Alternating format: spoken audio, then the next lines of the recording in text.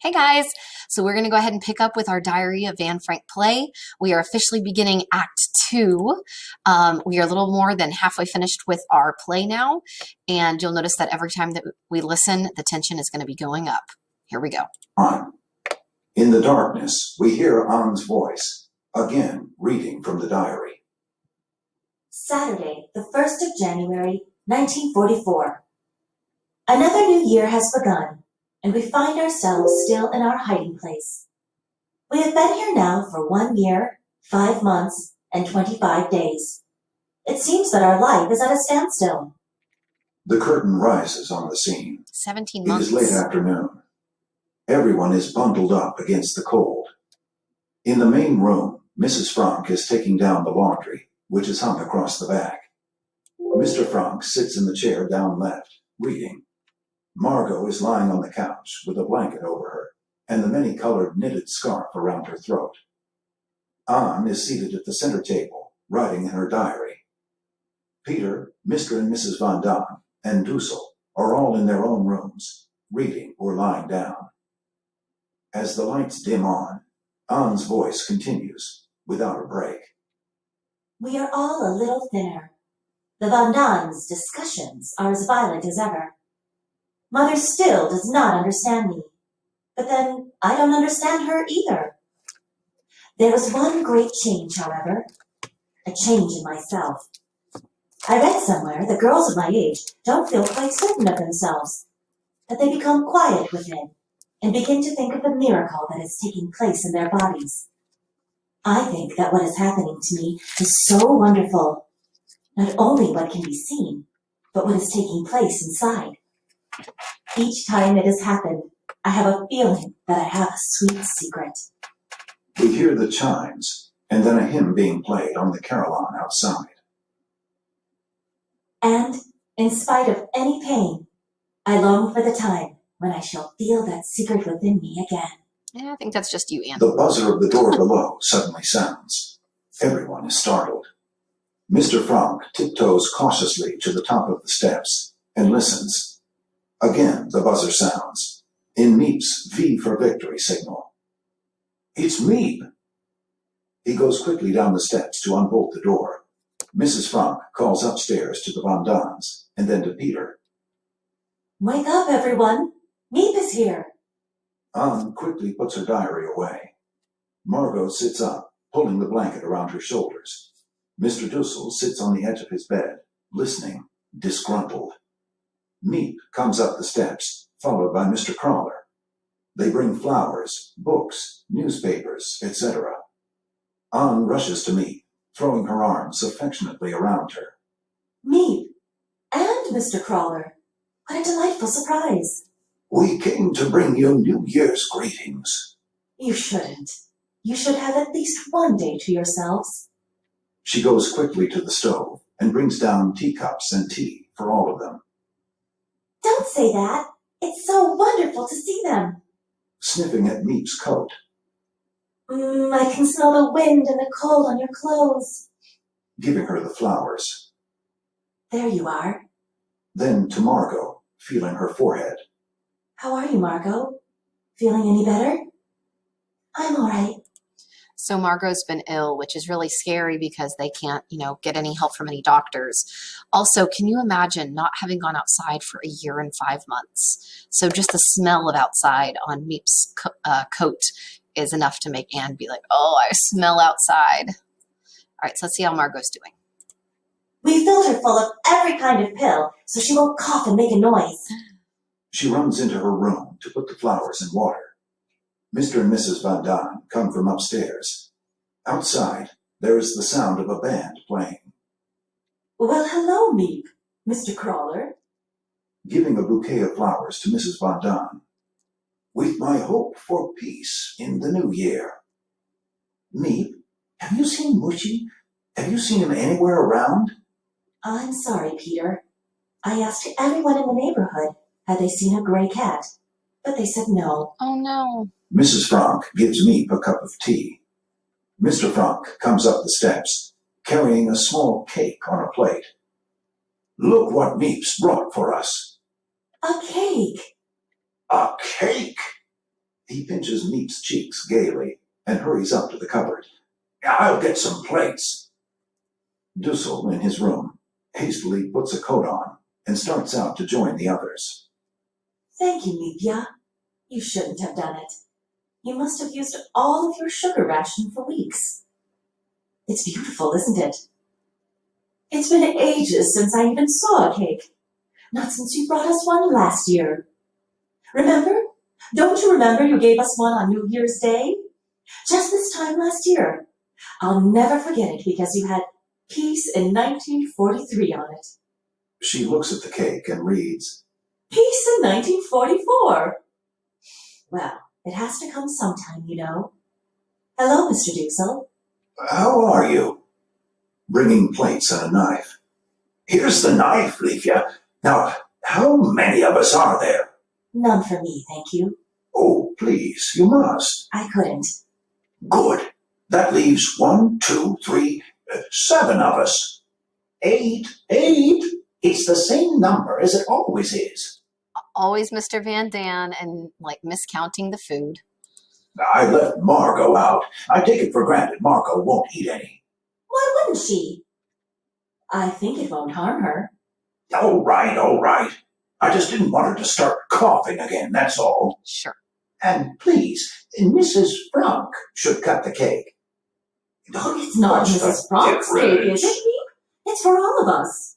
Mrs. Frank divines things better. What? What are you trying to say? Oh, come on, stop wasting time.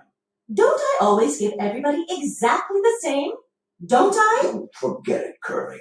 No, I want an answer. Don't I? Yes, everybody gets exactly the same, except Mr. Van Daan always gets a little bit more. Mr. Van Daan advances on Dussel, the knife still in his hand. That's a lie! Ooh. Dussel retreats before the onslaught of the Van Daans. Please. You see what a little sugar cake does to us? It goes right to our heads. Ending. Wow. So Dussel is like, I don't want Mrs. Van Dan to cut the cake. I want Mrs. Frank to cut the cake because Mrs. Van Dan always gives Mr. Van Dan, her husband, a little bit more.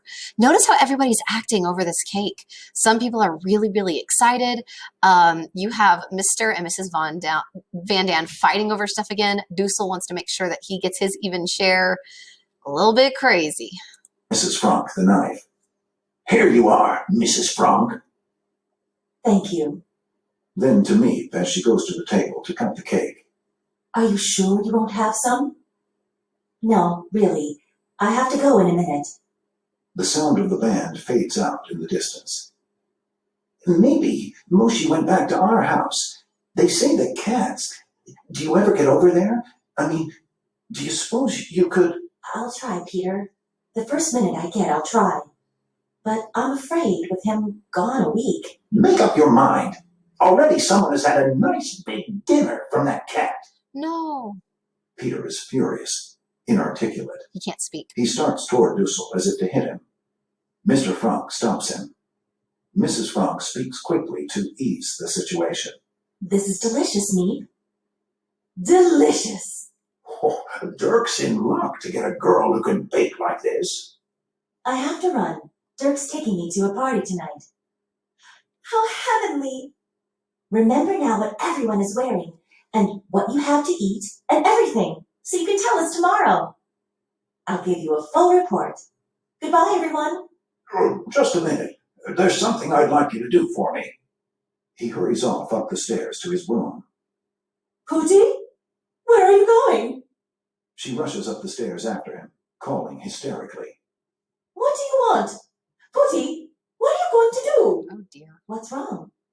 Father says he's going to sell her fur coat. She's crazy about that old fur coat. Is it possible? Is it possible that anyone is so silly as to worry about a fur coat in times like this? It's none of your darn business. And if you say one more thing, I'll take you and I mean it, There's a piercing scream from Mrs. Van Daan above. Oh. She grabs at the fur coat as Mr. Van Daan is starting downstairs with it. No! Don't you dare take that! You hear? It's mine! Downstairs, Peter turns away, embarrassed, She's like, miserable. oh. Father gave me that. You didn't give it to me. You have no right. Let go of it. You hear? Mr. Van Daan pulls the coat from her hands and hurries downstairs. Mrs. Van Daan sinks to the floor, sobbing. As Mr. Van Daan comes into the main room, the others look away, embarrassed for him. Just a little discussion over the advisability of selling this coat. As I have often reminded Mrs. Van Daan, it's very selfish of her to keep it when people outside are in such desperate need of clothing. Yeah, seriously, he wants to get rid of the coat to help somebody outside who needs clothing. Sure, Mr. Van Daan, what are you really at? What are you up He gives to? the coat to me. So, if you will please to sell it for us, it should fetch a good price. And by the way, will you get me cigarettes? I don't care what kind they are. Get all you can. There it is. So he's so desperate for cigarettes that he's selling his wife's prized possession. Mind you, it is a little bit ruined with milk now. But he's trying to sell it for cigarettes. There he goes again. All right, continuing on. It's terribly difficult to get them, Mr. Van Daan. Then I'll try. Goodbye. She goes. Mr. Frank follows her down the steps to bolt the door after her. Mrs. Frank gives Mr. Crawler a cup of tea. Are you sure you won't have some cake, Mr. Crawler? I'd better not. You're still feeling badly? What does your doctor say? I haven't been to him. Now, Mr. Crawler. Oh, I tried, but you can't get near a doctor these days, and they're so busy. After weeks, I finally managed to get one on the telephone. I told him I'd like an appointment. I wasn't feeling very well. You know what he answers over the telephone? Stick out your tongue. They laugh. He turns to Mr. Frank as Mr. Frank comes back. I have some contracts here. I wonder if you'd look over them with me. Of course. If we could go downstairs. Mr. Frank starts ahead. Mr. Crawler speaks to the others. Will you forgive us? I won't keep him but a minute. Up down the steps.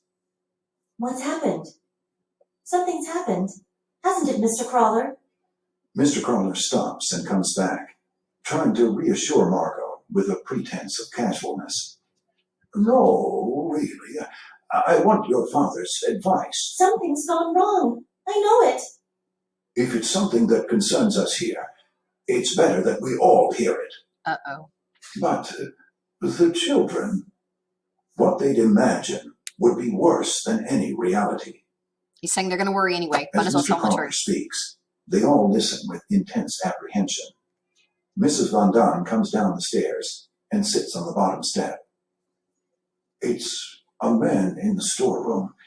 I don't know whether or not you remember him. Carl, about 50, heavy-set, nearsighted. He came with us just before you left. He was from Utrecht? That's the man. A couple of weeks ago, when I was in the storeroom, he closed the door and asked me, "How's Mr. Frank? What do you hear from Mr. Frank?" I told him I only knew there was a rumor that you were in Switzerland. He said he'd heard that rumor too, but he thought I might know something more. Uh-oh. I didn't pay any attention to it, but then a thing happened yesterday. He brought some invoices to the office for me to sign.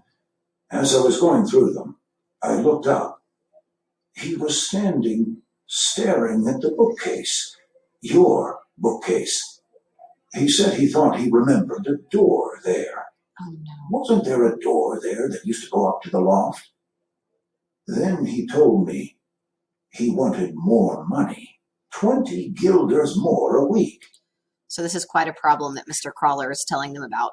So a guy has come to him and said, "Wonder what happened to Mr. Frank?" And Mr. Crawler's like, "I don't know. I think they're in Switzerland." And the guy goes, "Really? I think they might still be here. I think you might know more about it." And Mr. Crawler's like, "No." And they're in the office with the bookshelf that hides the secret door. And then he's looking directly at the bookshelf going, "Didn't there used to be a door here? I think there used to be a door here. I'd like more money for my job, please. 20 guilders more a week." So when somebody is asking for money in order to not reveal something they know, friends, we call that blackmail. And that's what they're about to talk about right here. Oh, blackmail! 20 guilders? Very modest blackmail. Now, that's just the beginning. You know what I think? He was the thief who was down there that night. That's how he knows we're here. Possibly. How was it left? What did you tell him? He had to think about it. Who, pay him the money? Take a chance on firing him? Or what? I don't know. For God's sake, don't fire him. Pay him what he asks. Keep him here where you can have your eye on him. Is it so much that he's asking? What are they paying nowadays? He could get it in a war plant, but this isn't a war plant.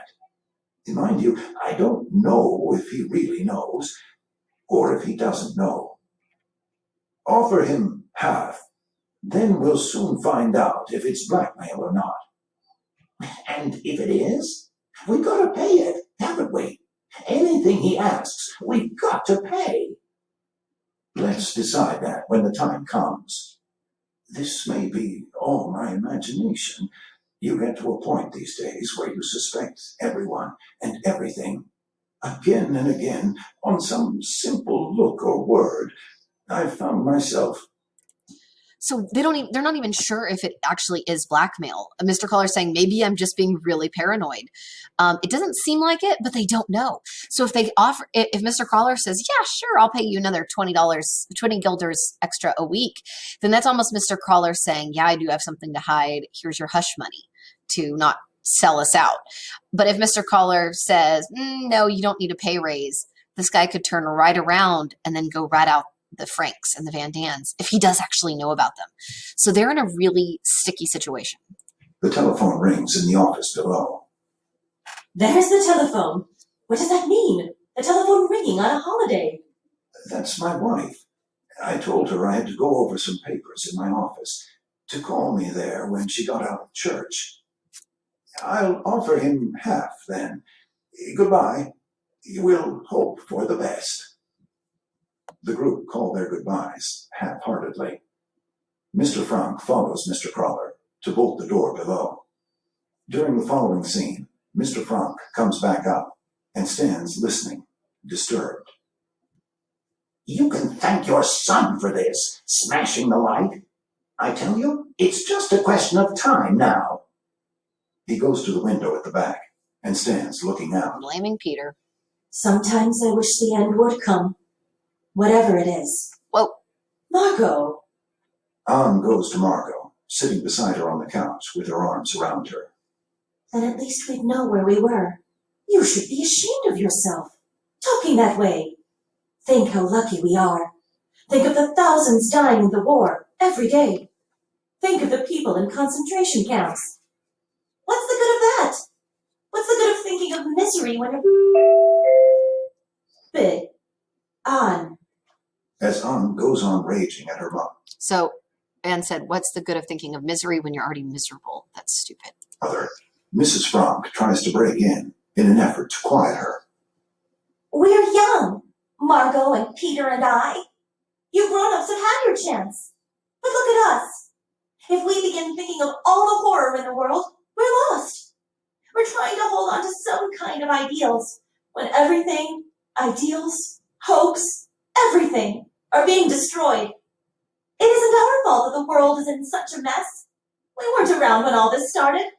So don't try to take it out on us. She rushes off to her room, slamming the door after her.